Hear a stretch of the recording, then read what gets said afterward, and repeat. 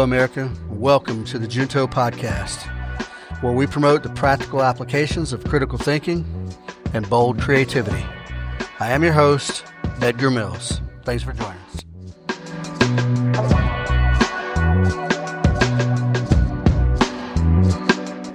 And today we're going to be talking about some notable police shootings, and we're going to juxtapose those to some police training standards and that sort of thing. Now, it may seem like I'm jumping on a train here and trying to bash the police all the time. I'm not. I'm doing these things in a lead up to a few guests that I have planned down the road.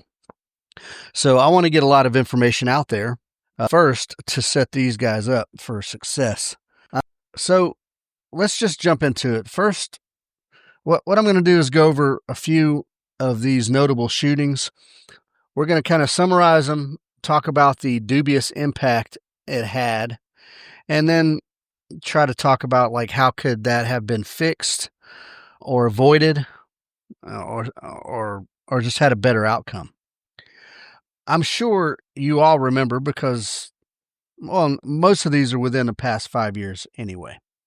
So you guys probably all remember the Breonna Taylor shooting. That was in Louisville, Kentucky. And that was a Louisville Metro PD executed a no-knock warrant on Breonna Taylor's apartment. Now, they were going after her boyfriend, who they suspected of being a drug dealer. Now, understand this, people. I have no deep insight as to what may really have gone on or not have gone on, going based off information that I can research, official record, and that sort of thing. So some of you may disagree with some things. Some of you may not believe the narratives you're given and all these things. I'm going off research here, folks. I'm not trying to drag anyone through the mud. I'm not trying to rehash any anger, and I'm certainly not trying to sow any distrust. I just want to highlight how things might have been better. All right, so we all remember so Louisville Metro did a no-knock raid on Breonna Taylor's apartment, and over 30 shots were fired in this incident. Kenneth Walker, the guy who was on the warrant, fired a shot and allegedly fired a shot first, and thinking that their house was being robbed.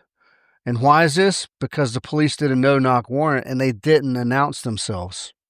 They didn't introduce themselves. They didn't knock on a door, police open up, or anything like that, right? So he fired, and subsequently the police opened fire, and one cop shot blindly through a window. Anyway, Breonna Taylor was killed. Turns out no drugs were found in the apartment at all. And yeah, an innocent life was taken. There were bullets from that fire. So I want to say 32 bullets were fired. Bullets went through the apartment walls into other apartments. Fortunately, no one else was shot, but the bullets went through other walls. Now, any of you knowing about the 4 universal rules of firearm safety, clearly identify a threat and be aware of its surroundings. That's to include the backstop.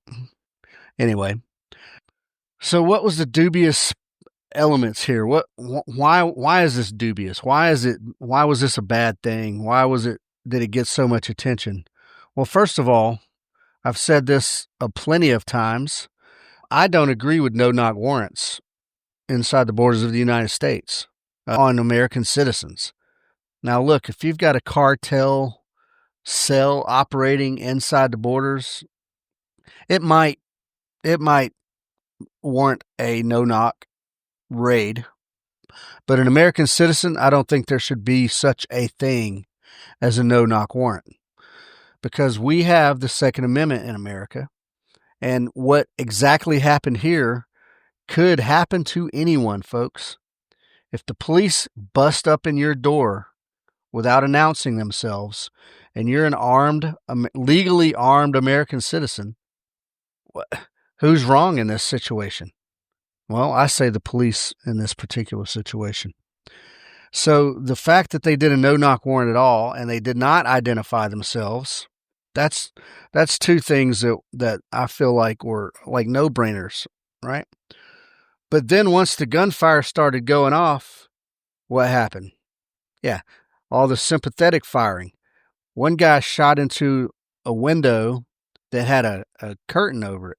He shot blindly, I want to say 6 rounds into the window. And by the way, that's what killed Breonna Taylor. So no officer should be taking blind shots into anything. I didn't have that luxury as a Green Beret. I don't think cops should have it, especially cops shouldn't have it inside the borders of the United States. And then, so and all the sympathetic fire, and that happens, folks. We've seen it. That raises questions of like proportionality, right? Because Taylor, oh no, not Taylor, Kenneth Walker only fired 1 round, and he did in fact hit one of the police in the leg. And then what followed was 32 rounds of unsighted fire. So I think that's a problem. I think that's a big problem, and I think this case has probably been looked at and studied, and hopefully it's being used as an example in various police academies. So, very specific context, the officers, they made entry into the house at about 12:40 a.m. So that's the wee hours of the morning. They didn't announce their presence. They didn't knock and just, yeah, or they didn't boot the door open and yell, "Police, police, police." So Kenneth Walker, who, by the way, was a licensed gun owner, fired a shot, hit a cop in the leg, and the officers just blazed up. And one guy, I said 6 rounds, he fired 10 rounds blindly through covered window. Now, in the investigation to follow and the outcome of that, one of the officers was charged with wanton endangerment for firing into a neighboring apartment, but not for the death of Breonna Taylor, which is kind of crazy. No officers were charged for killing her, and the city ended up settling with Breonna Taylor's family for a lot of money. And as a result, Louisville has since gotten rid of no-knock warrants out of their SOPs. Now, so that's a win, at least. Obviously, the fallout from that, there was national protests and stuff like that. Mainly talking about the use of excessive force, but also the racial component, right? Because Breonna Taylor and Kenneth Walker are black. So that, obviously, there's always going to be race hustlers who push that. And then it was just bad decision-making under stress. But after the investigation, no charges, were filed. So that's an incident that we're going to look at ways this can. So what relevant standards can we attach to that? Well, according to the Association of Chiefs of Police or something like that, the IACP anyway, they have guidelines that, they emphasize accuracy, precision in shooting, target identification. And they state that officers must ensure that no innocent persons are going to be endangered before firing.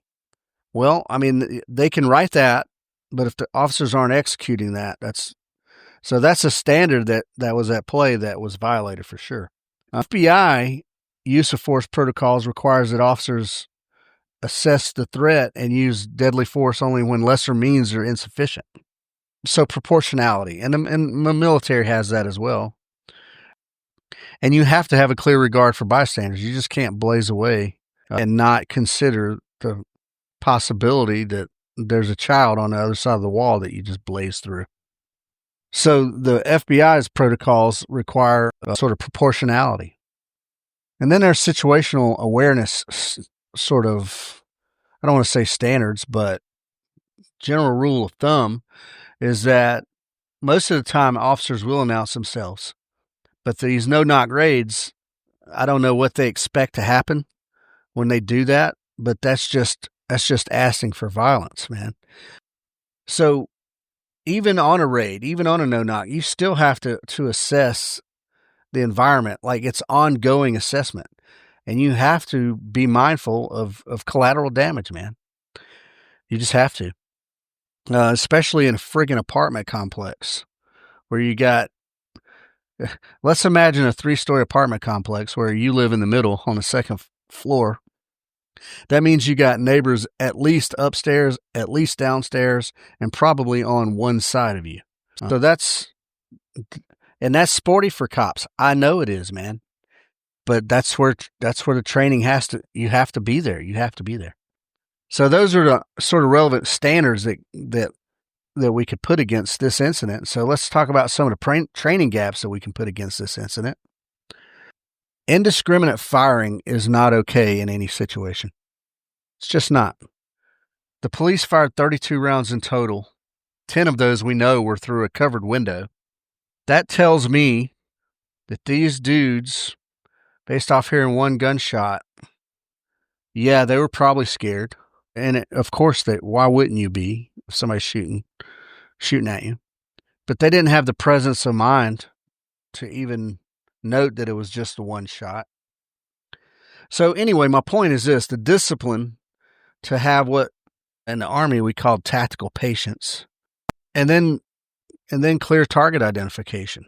We know that these annual firearms quals that most places do we know that they're lackluster, and they just focus on checking a block and not scenario based, high stress, complex decision making, which I think is overall lacking. So let's get to that decision making. Once bullets started flying, de-escalation apparently was just not a thing. Okay, and I can see that. If somebody took a shot at me, I would shoot back, but not without clearly identifying. That's number one. Number two, the de-escalation probably should have started with announcing themselves. I just, once again, I can't understand what a no-knock raid does for a police department in America. All right, I'm talking about citizens here. All right. And then, now I know this to be true, folks. When you do dynamic entries, as you should do dynamic entries, I'm not advocating this ridiculous limited penetration stuff, and I'm not advocating. What I'm saying is when you do a deliberate dynamic entry on a place, the fundamentals at play, the principles are surprise, speed, and violence of action. Now, being a cop in a residential area, you can do the surprise, the speed, and the violence of action. But if you can't identify the target before you shoot it, you're going too fast. You're outrunning your skill. And I'll tell you this, and I'll stand by it until doomsday: skill trumps tactics every time. So what I see here is they executed a dynamic entry, but they didn't have the skill or discipline to discriminate on the targets, which led to a massive overreaction, which led to the death of Miss Breonna Taylor. And then there's situational awareness. All right, never mind decision making. Situational awareness is these are all the things you're taking in as you're going. And everybody, I'm sure. Now look, I've been on plenty of no-knock raids, folks, but in combat, yeah, you're amped up. When it's go time and you're doing the countdown to execute, yeah, I get it. You're amped up, and you're aware. Your threat awareness is amped up for sure. But you have to also have that awareness of civilians and just collateral damage in general. I'm 100% in belief that if they would have announced themselves, Breonna Taylor would be alive. So, what impact overall did that have? Well, what impact would more focused training have had there? Likely, right? We can't say for sure, but likely. Well, I think if they would, had probably some more high-stress firearms handling, right? Just on the clock, man. Just timed, under stress, under time, skill improvement. That's one thing. Shoot, no shoot situation. Even in USPSA, you have no shoot targets. Now, yeah, they might be drastically different looking, but we've all shot the targets with the they call them the cartoons. One guy has a knife, one guy's holding like a stapler. I mean, look, however you do that, you do that. I think that's where training with UTM and stuff like that comes into play. The scenario force on force stuff. But it has to be controlled, of course. But skill drills, folks, skill drills to address these very issues. You have to be able to draw fast. You have to be able to hit what you're shooting at. You have to be able to shoot fast. But you also have to be able to identify what doesn't need to get shot. Yeah, you also have to identify that. Now, I can tell you this. I used to have a sergeant major who he had no sense of humor about flyers. Right, or a low percentage target. If somebody hit the hostage, this dude didn't have a sense of humor, man. It was bad. It was ass chewing, and then run it. You have to be able to identify the targets, folks. The threat. You have to be able to identify the threat, not just what's in his hand either, but demeanor. Is this dude shit scared and his eyes are big and he's got high pucker factor and he thought you were breaking into his house, but reality, he sees that you got police written across your chest? Do you have the discipline to take that pregnant pause? Yeah, with a dot on his chest, but not pulling the trigger to give that guy an extra half a second to indicate something. If he indicates he's going to bring the gun up and shoot you, blast him. But that's a high level of training, folks. That's high level training right there. And I just don't think Louisville had it. So more focused training. Now, that being said, that might not be everything, right?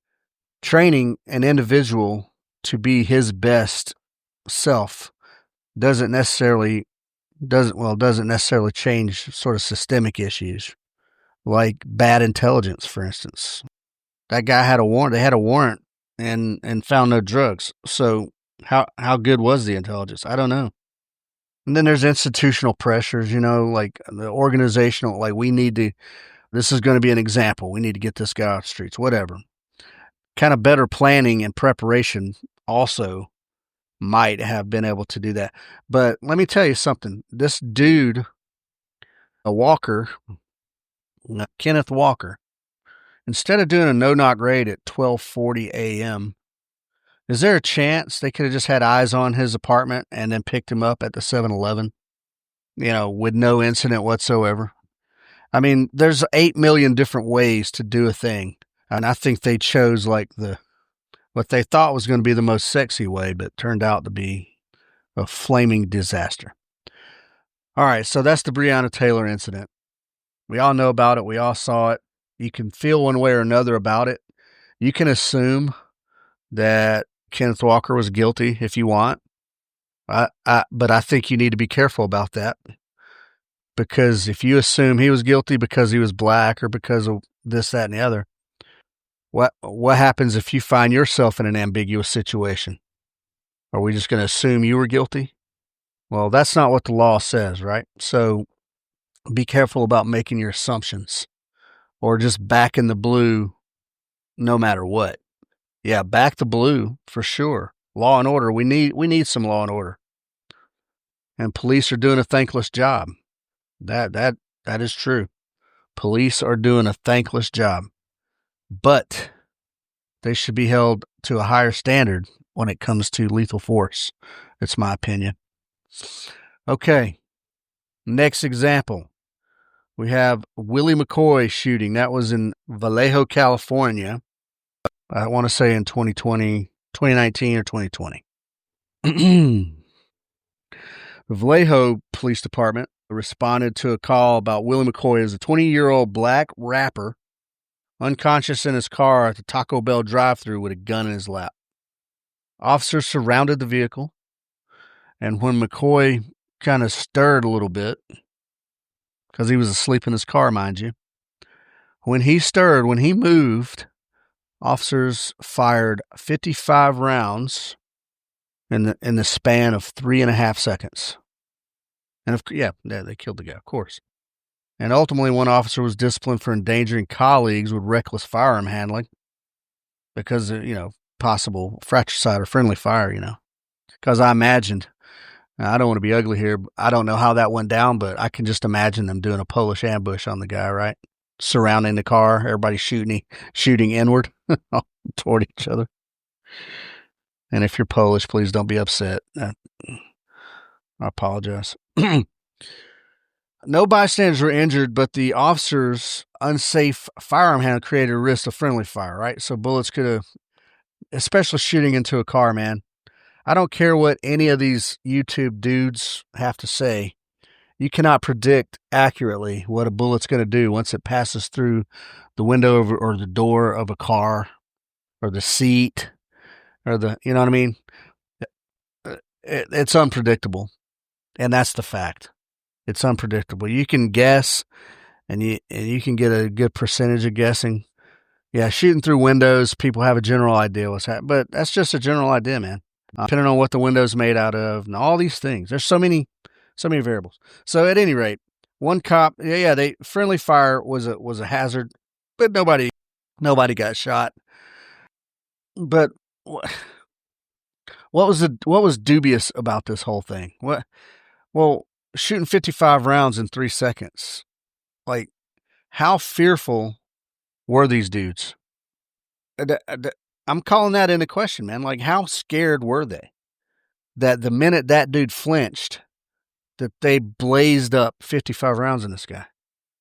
That's dubious, folks. That they seem to have had no plan whatsoever to take this dude. They were just meant to go shoot him, I think. And I don't know why, man. I don't know why. But there was now, speaking of proportionality, that was well out of proportion. That was well out of proportion. And that leads us again to the sympathetic firing. When one guy starts blazing away, everybody else wants to start blazing away. And it's unsafe. It's unprofessional. Yeah. So the context was the officers claimed McCoy reached for the gun, right? But body camera footage was inconclusive. So what that means, it was up for debate. If the body camera footage wasn't cut and dry, if it was ambiguous, then those dudes just basically got away with murder. So the car was boxed in, right? He couldn't have gone anywhere in the car the way it was. So 6 officers all fired, and one later fired in a way that risked hitting. Okay, that guy. Never mind that guy. Never mind a guy doing bad handling, shooting toward his partners. But 6 dudes fired into this car. That was in a fixed position. It was boxed in. In 2020, a special prosecutor report found that shooting legally justified, but criticized the officer's kind of reckless firearm handling. No charges were brought against any of the cops. And then the case again fueled local protests against the Vallejo PD. Use of excessive force. Public and legal scrutiny. So the McCoy family filed a wrongful death lawsuit alleging excessive force and racial bias. And apparently Vallejo has a high rate of officer-involved incidents, officer-involved shootings. So, is there a culture of, we're just taking a bad guy down? Who knows? That could be systemic. It could just be the individual, but there were 6 different officers. I've got to imagine there's at least, 2 or 3 different value systems in there. But I just, why do 6 officers need to open up on a dude in a car who is pretty much immobile? So what training standards were relevant to that, right? Firearms handling in general, shooting toward your homies is bad, pretty much always. In chaos, look, man, I've shot and been shot or had dudes shoot pretty close proximity to me before on my team. And sometimes given whatever situation you're in, it might have to happen that way. That's why especially on a team that you have a sort of high level of trust in your homies because you have a high level of training. If it was 6 rando cops, I don't think I would have any trust whatsoever. But at any rate, the 4 universal rules of firearm safety would have mitigated any dangerous firearm handling in that situation. And again, the proportionality, I don't think 6 dudes needed to do this. I think one guy could have done that. The guy who felt the most threat, right? Not just the dude flinched and 6 dudes opened up on him. Lethal force, as a civilian, what has to be present for you to use lethal force? You have to be able to articulate a fear of a loss of life or significant injury. It's possible that wasn't there, folks. Possible that wasn't there. And did these guys even remotely try to verbally control this guy? Or did they yell at him to wake up, and when he did, they blasted him because he moved? Kind of a catch-22, right? And then just team SOP development. I don't know if these dudes were all seasoned officers. I don't know if they all worked together. I don't know if it was just 6 random patrolmen. But somebody needs to be in charge of that crew. And whoever that is, if you just roll up and you happen to be the main guy, the senior guy, then take control, take charge, start moving people around. Don't just everybody just kind of, okay, we're going to Polish ambush this dude. If he moves, blast him. That's not leadership at all. So someone needs the senior guy, or even not even necessarily the senior guy, just the most experienced guy, but you have no way of knowing that. The senior guy needs to take charge and come up and have a better plan for fire control measures. Fire control measures, folks. That's a thing. That's a thing.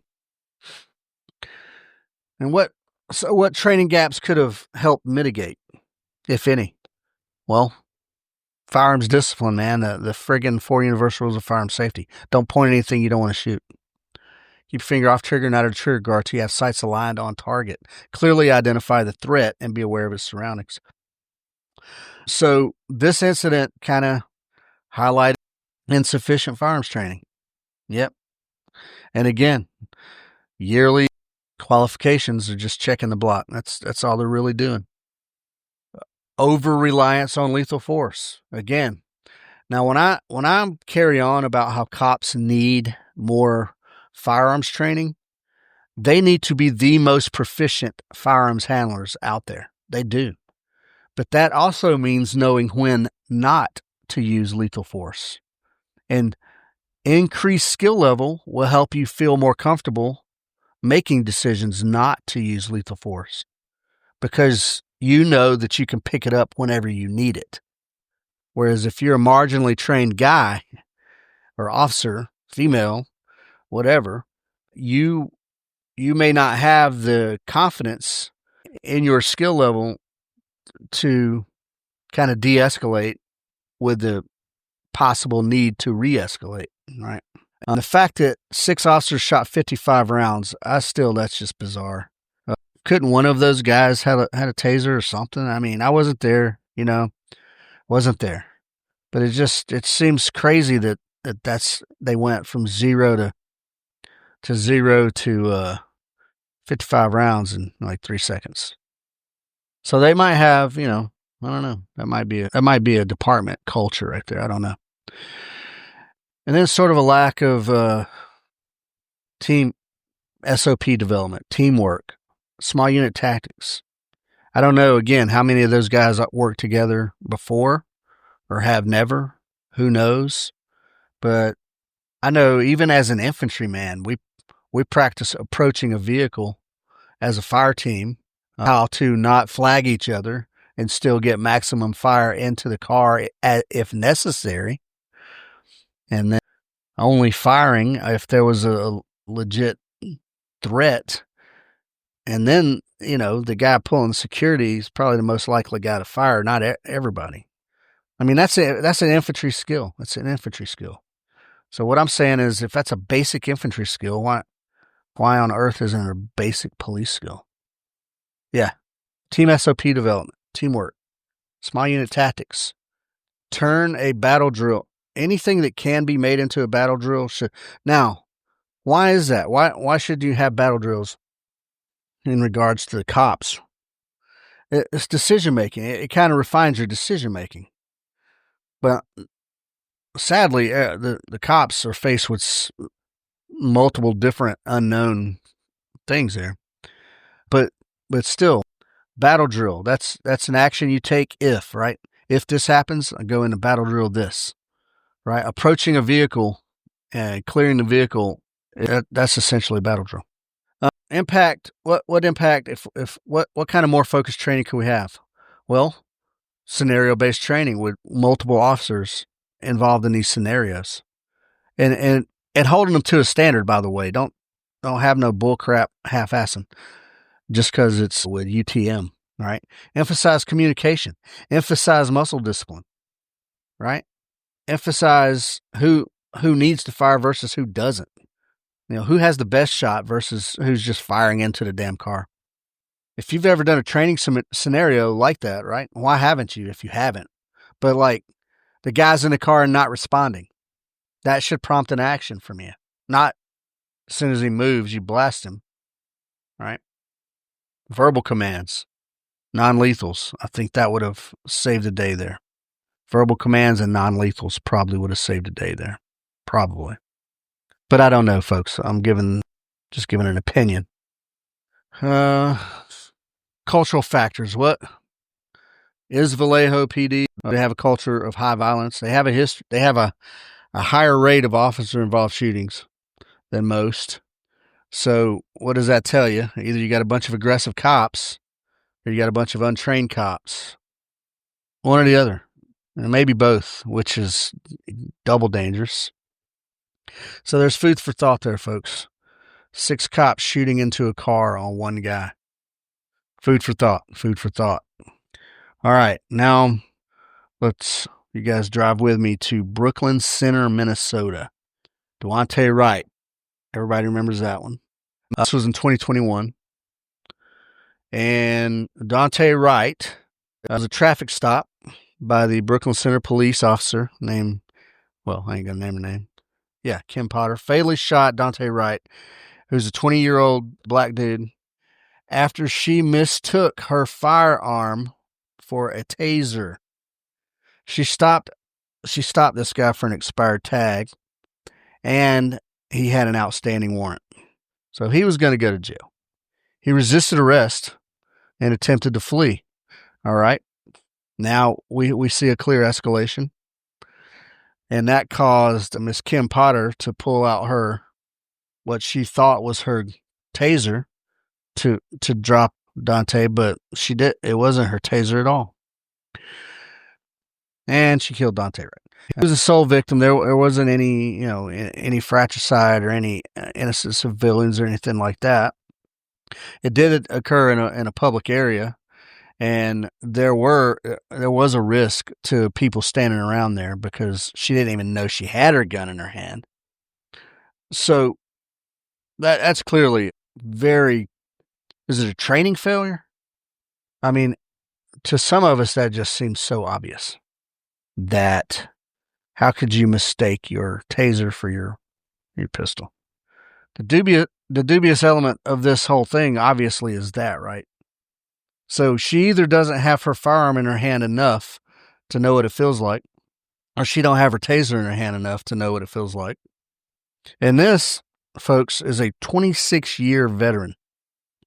26-year veteran of the police force.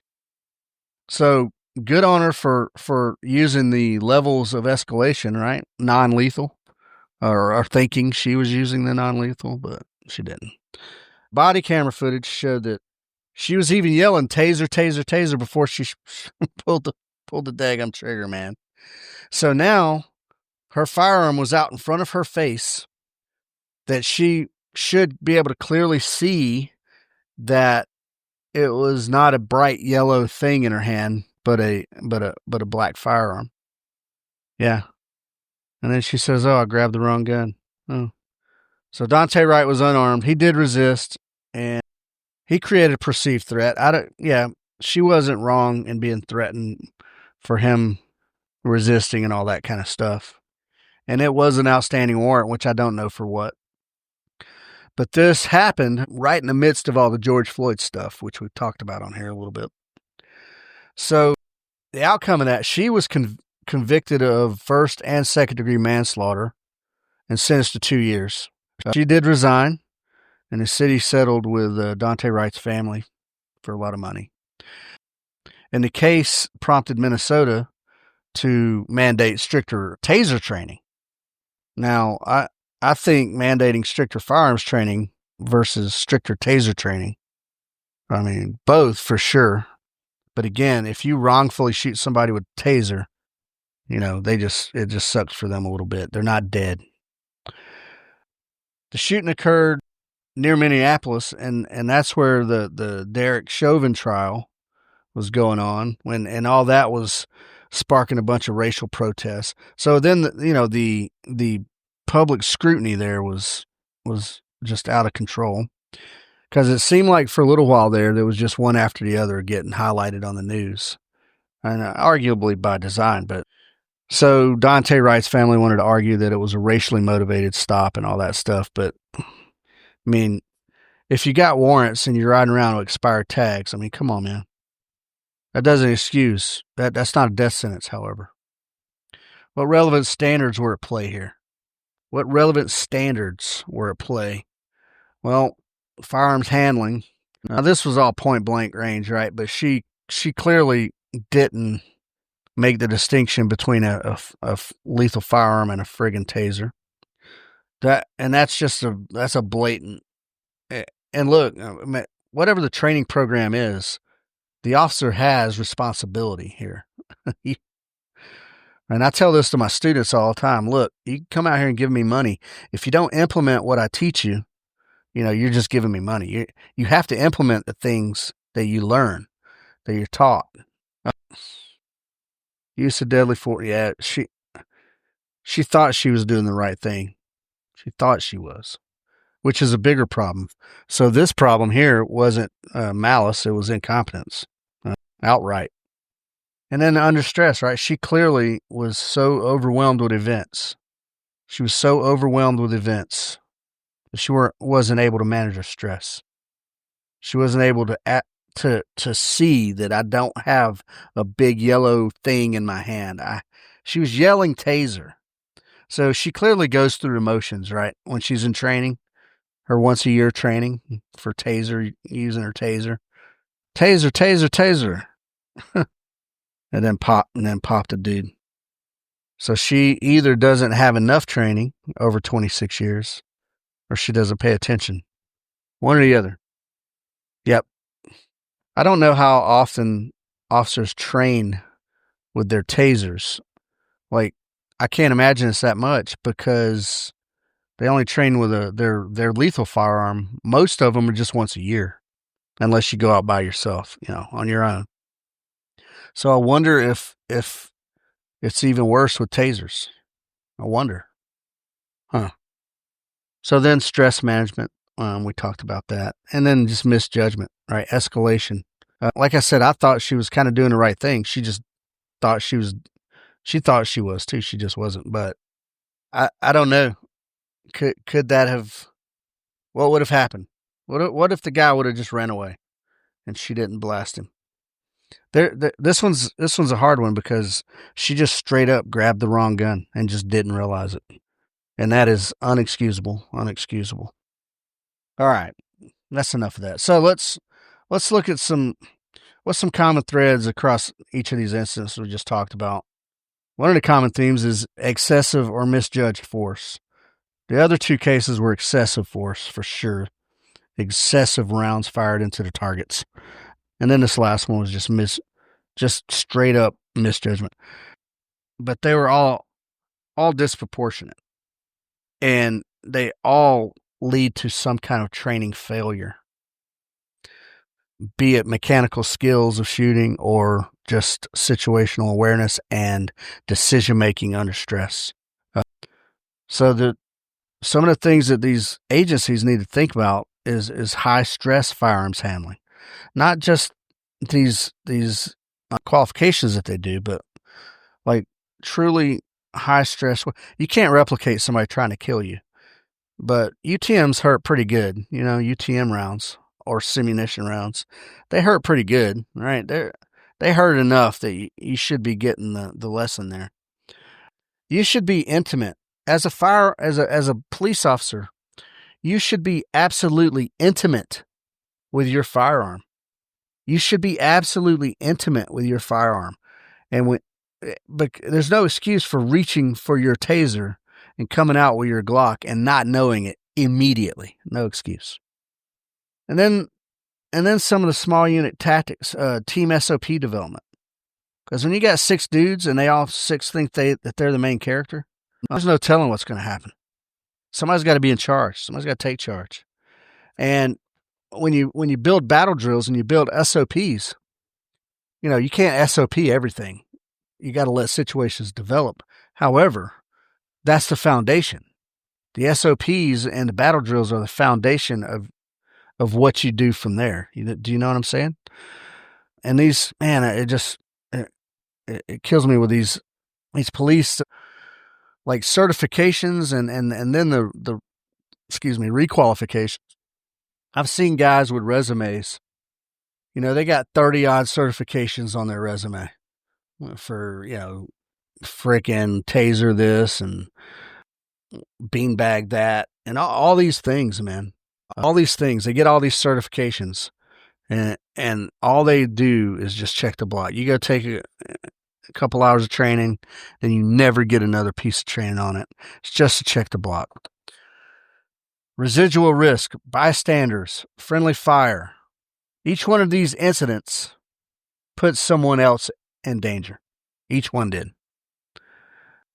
With the first one, it was shooting through apartment walls into other apartments.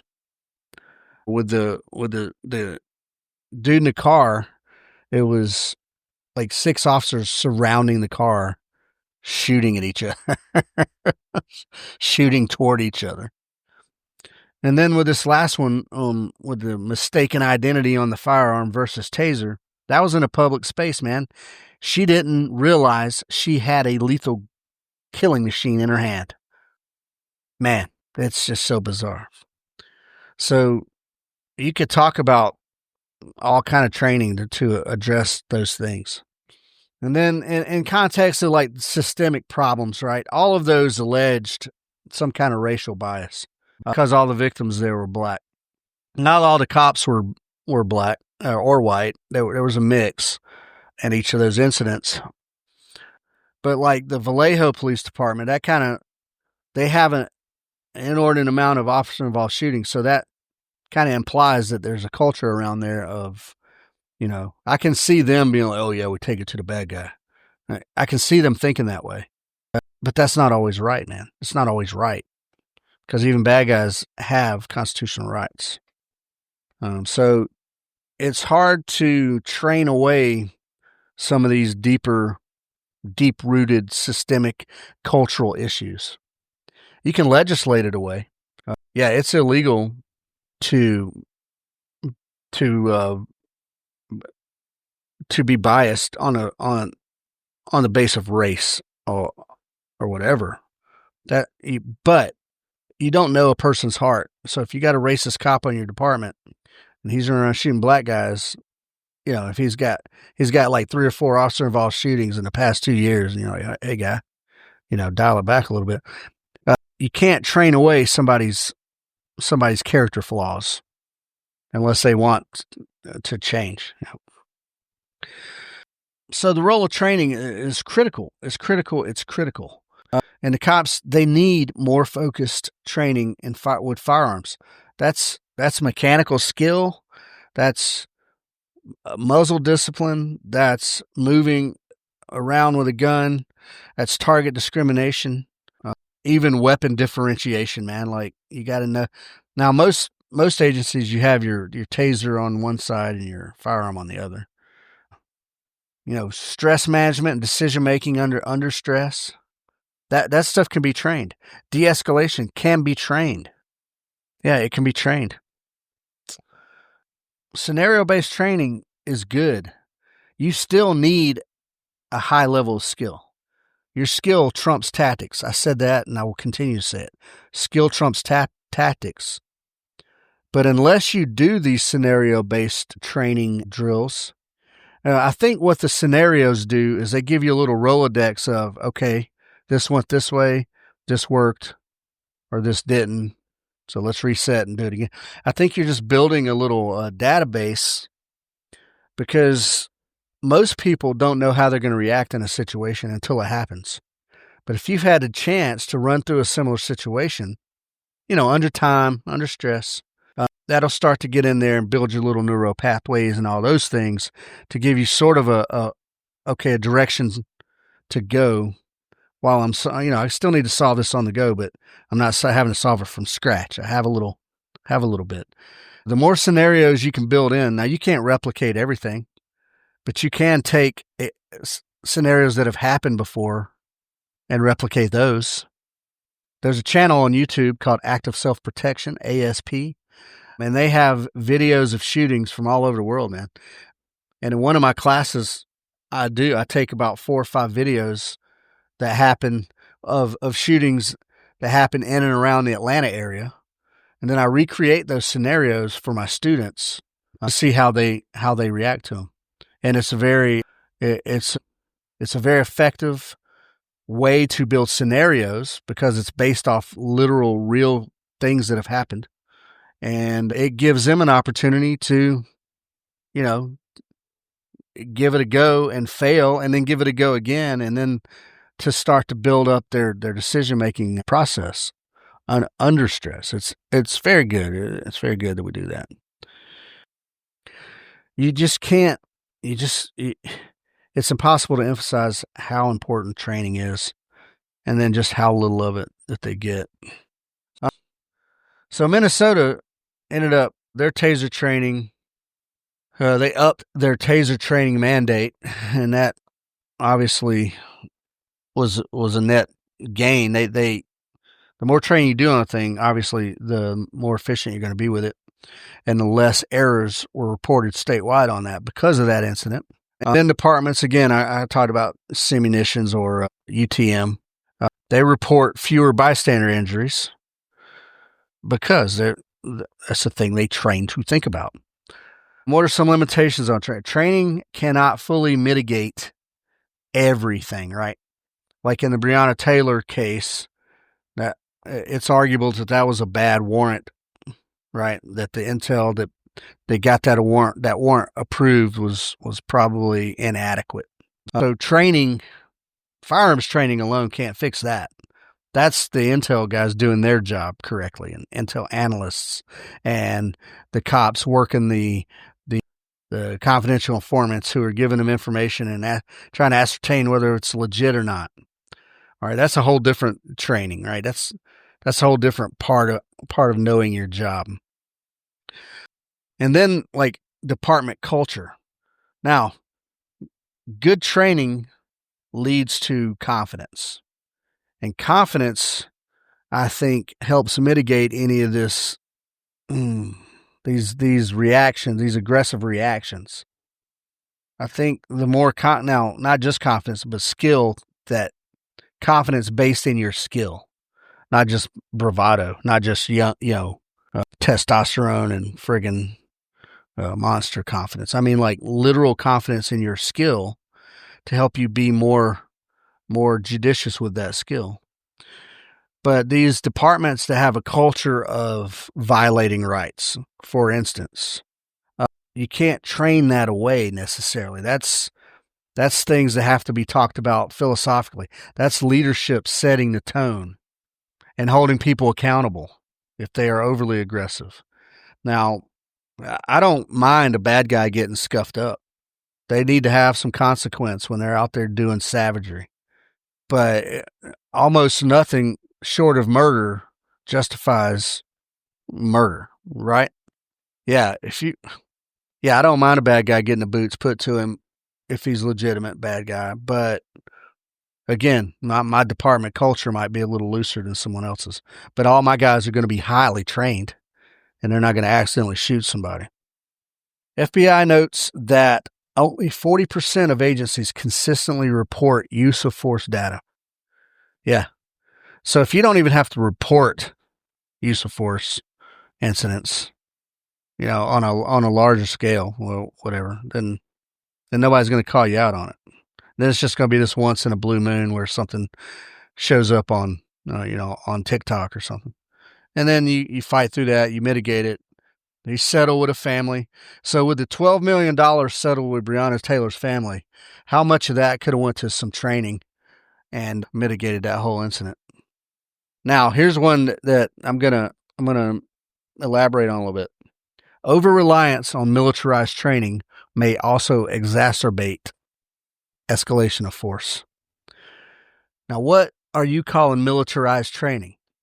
I tell you this.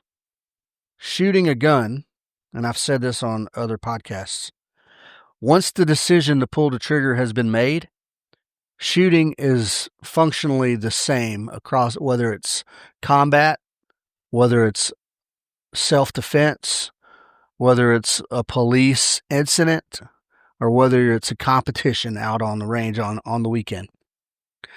The skill is the skill. So to call it militarized training is that's a fluff word. The skill is the skill. Rules of engagement are rules of engagement. Cops have different ones than soldiers most of the time. So militarized training is a little misnomer. It's not really militarized training to be proficient with your firearm. Your cops are armed professionals. They carry guns all day, every day. So if you want to call it militarized training, what does that mean? And that assumes that soldiers are able just to go march through a town and just murder everybody. And that just ain't the case, folks. In SF, you got to account for every single round. You don't just go get to murder civilians. And believe me, if you killed a civilian, every gunfight gets a 15-6 investigation? Is that what it's called? Every gunfight gets an investigation, folks. Just like with the cops. So I would get away from thinking of militarized training as a thing. It's not militarized training at all. Small unit tactics is small unit tactics. You apply whatever tactic goes to whatever your situation is. Now, I'll give you an example of militarized training that went south is Ruby Ridge. Yeah, you had cops cruising around in the woodline like they were snipers, sniper observer teams, and then they ended up smoking Randy Weaver's wife by accident or on purpose. Either way, unacceptable. All right. So what can we do? As police, what can we do? We can have mandates for more frequent training. As opposed to doing a qual once a year or twice a year, you could do it quarterly. Or you could let your qual be the check the box and then just actually do real training and then just do your qual once a year. Whatever. The qual don't mean anything. That's just some way to get numbers to say, okay, you're good to go, even though it's poor standards. So enhanced training protocols. Just that's it, man. You do more scenario-based training. Do more skill drill training. Squeeze in de-escalation in there. All right. Have non-threats in your scenario. And then what else? Enhanced training. Team-based drills, right? Small unit tactics. Have training days where you have rando patrol officers come together and work on, sort of SOPs. And when I say SOP, I mean agency-wide, right? And, let your SWAT team sort of set the pace for that. And then have patrol cops come and learn these SOPs and work on their skills. Work out how you're going to have a chain of command. Work out how your chain of command is going to work in any given situation. Work on succinct, short, and effective communication. Yeah, on the objective. All right, minimal talking. Say what needs to be said to who it needs to be said to. All right, communication. Small unit tactics and good communication. And then policy, right? Never mind with increased training standards, but more focused policies when it comes to no-knock. Again, I don't agree with no-knock warrants, folks. Yeah, you can take me up on that. You can give me a call. I don't think in America we should be doing no-knock warrants. Traffic stop escalations. We've all seen the videos where cop walks up to the driver door. Bad guy pulls a gun. That's a hairy situation. I get it. The only way to defeat that situation is skill. Build your skill that will build your confidence so that you already have in your mind what you're going to do should that bad thing happen. And then policy for, reporting, the use of force reporting. And that's higher level stuff. Yeah, I think the police should be held accountable at every level. I think police should wear body cameras every time, all the time. I think that would only serve to help the police so as to get rid of any ambiguity. But what that does, that means the police has to be on the P's and Q's. All right, so now you just have to be a more professional officer. And folks, there ain't nothing wrong with that. All right, man, that was kind of a long rant there, but I'm going to wrap this up. I'm going to wrap it up. So we talked about Breonna Taylor, that incident. We talked about Willie McCoy, and then we talked about Daunte Wright. And these all had their own, and I specifically picked these incidents, folks, because they were all dubious incidents. There's plenty of legitimate officer-involved shootings out there. Don't get me wrong, I'm not just crapping on the police, but these are ones that could have been prevented. And anytime life can be preserved, it needs to be preserved. Each of these incidents illustrated deficiencies with firearms handling, lethal force decision-making, right? Escalation or de-escalation, and situational awareness, being acutely aware of what's going on around you. In each of the situations, there was a good opportunity for innocent bystanders to be injured or fratricide. So, I always lean on training. Because I do it for a living, yeah, but I've seen the effects of excellent training versus poor training. So the agencies need to start thinking about more focused training, emphasizing stress, emphasizing decision-making on the move, becoming more intimate with their firearms and their tools, the tools of the trade, right? Their taser and their firearm and their freaking baton and their pepper spray and all that stuff and their AR-15.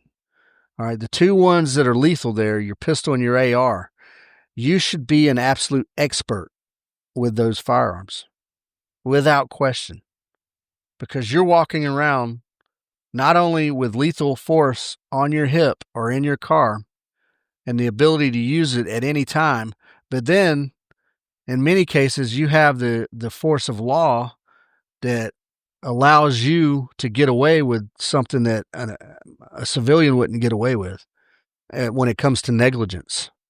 All right, so that's unacceptable to me. So training. Skill trumps tactics. Have the skill first. Build the SOPs to help navigate the tactics. Work under stress and scenario-based situations. And then, again, the training alone, right? We're talking about agency, the culture of an agency. Leadership is responsible here, folks. Leadership is responsible to set the tone, to set the tone of excellence, or to set the tone of complacency, or to set the tone of max violence, or to set the tone of soft on crime. All of those things are out there. The leadership is who's responsible for that. You should have policies that hold officers accountable, that they're fair, but hold officers accountable. don't let officers slide with negligence. Don't let officers slide with negligence. Don't let your culture support underlying racism or underlying biases. Don't do it. Don't let your department do that. Call it out. Accountability. It's all about individual accountability. And for cops, it's all about agency accountability. Be a professional. Be a professional. All right, folks. I know that may have seemed like a rant. It probably was a little bit. But in my later years here, I'm finding that poor training is not only like, it's getting to the point that it makes me angry. It's getting to the point that the excuses wear thin, folks. I understand there's a difference between reasons and excuses. But if you're an armed professional, you have no excuses. You should thrive to be the best out there. You should thrive to be the best shooter in your squad, in your element, in your section, whatever it is, on your team. You should challenge others to be the best because you have a responsibility to the general public. The job of law enforcement, in my opinion, is to protect individual rights. Now, obviously, the job of law enforcement is to solve crime. I don't know how much prevent crime it does, but it's definitely meant to solve crime. But in my opinion, a part of that is protecting individual rights, not violating them, not being so shit scared when you approach a vehicle that when the guy moves, you blast him. All right? You police are meant to be held to a higher standard. Is that unfair? If you think it is, give me a call. If you think it is, give me a call. Edgar Mills at OspreyShootingSolutions.com. The police are meant to be held to a higher standard. You carry lethality on your hip. So do I. I'm a concealed carrier. I carry lethality with me every day. I wouldn't be able to get away with some of the stuff that cops get away with, right? Well, the authority, whatever about authority. I train to be precise. I train to be fast, and I train to be precise. And that's not a far leap, folks. That is not a big stretch for police to get the training they need to be at the skill level they need to be at. Like I said, folks, thanks for listening to this episode. I'm not doing this just to bash on cops. I'm doing this to set up, and it's not a series, but I'm going to have some law enforcement guys coming on pretty soon. And I'm excited about that because I really want to see what they have to say. And I thank you guys for listening. I appreciate it. If you have any topics you'd like to hear about, or you think that I should research and get on and pontificate on, let me know. Please hit me up. We can go to thejuntopodcast.com or hit me at Edgar Mills at OspreyShootingSolutions.com for your suggestions. If you have any blog entries, if you want to write a paper on a topic that you're passionate about, just make sure it's fairly well edited, that, it's at, a ninth grade level or so. Send that in to me and I'll put it up on the website, on the blogs. If you want to be a guest on the podcast or know someone who's interesting that you would like to get on the podcast, hit me up. I'm happy to entertain interesting humans. And what else? We got some stuff. We got Libertarian Range Day coming up this Saturday, so please jump in that. I'm sure there's more seats available. So we're going to shoot for, much of the day, and then we're going to head over to Andy's house, who's a Libertarian party member, and we're going to head over there and have some hot dogs and hamburgers and a couple of cold drinks and talk about life, love, and politics and whatnot. The following weekend is the Everyday Carry course. That is full, but I've got a standby list going. So if someone drops from that, activate the standby list. Unfortunately, usually one or two people cancel without letting me know. And it's just no call, no show. And that's tragic. That's unprofessional that people do that. But anyway, I do have a standby list for that. Let's see. And then I think we have at the end of the month a wild card day. And that's just a series of skill drills. And then we do the Blackjack 33 challenge, which is a 6-stage drill for score to try to earn a coin that no one has yet, by the way. And as far as the Junto podcast, I'm going to go ahead and share with you. I got a friend who's going to be on the podcast with me. I believe the next episode we're going to record this weekend. And he is a musician from Australia, and he's a world traveler, and he's just a generally interesting dude. So I'm going to have him on to kind of talk about his life and music and things like that. So stay tuned and listen out for some good stuff. I appreciate you guys. I love you guys. We're at 5,000 listeners now. I'm stoked about that. Let's try to get that to 10,000. Please like, follow, share, and all the things on all the platforms. And you guys take care. Stay safe. I love you guys.